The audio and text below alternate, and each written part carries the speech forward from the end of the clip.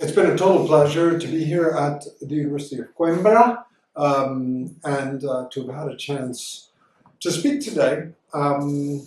a wonderful audience, receptive audience, about some of the changes in historical practice and historical methodology that are happening, in particular around the development of AI, generative AI. So I talked today about a couple of pedagogical approaches to engaging students in historical materials using forms of creative study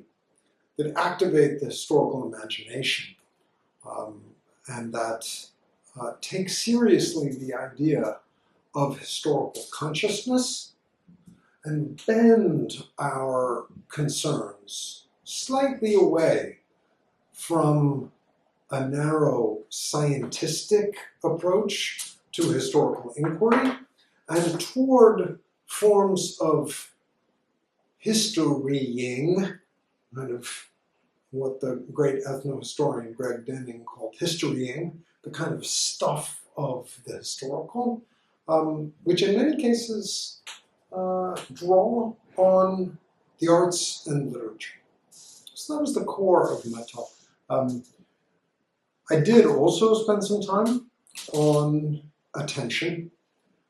and on what it means to historicize attention, to treat human attention historically, and to do so in part with an eye on the way the sciences have quantified and instrumentalized attention,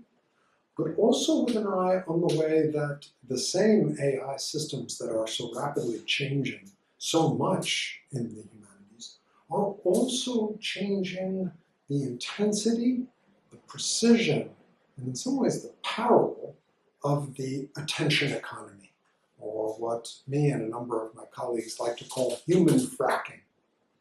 So the end of my talk and the end of our conversation at the close of the lecture really centered on what the role of the humanities and the liberal arts can be as we work to continue to serve real education in a rapidly shifting climate around universities and literacy too. And in that part of the conversation, I really tried to emphasize something that I've said before in other settings, which is that education, the education we need now, the education that the dynamics of capitalism will not provide, is the kind of education that will hold space for the taking shape of persons equal to the conditions of freedom in community. And that kind of education is the sort of secret work of those of us who remain committed to the sort of reception and activation of our inheritance, our traditions, and to the work of learning and teaching in community. So it's not clear that all colleges and universities are really going to keep serving that vision of education especially well for all that long,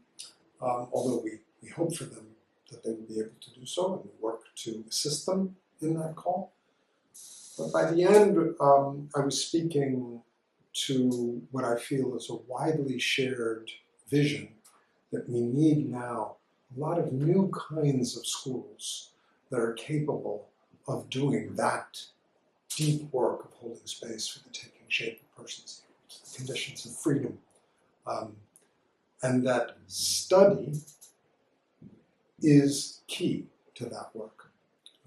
and that history is key to that work, because we become free in relation to our conditions, we become free in relation to our situation, to where we've been thrown, and to what is before us, and what has come before us. And that, it was really powerful to feel the room kind of with those questions across the time that we had. So thank you for the invitation. It was great to be here.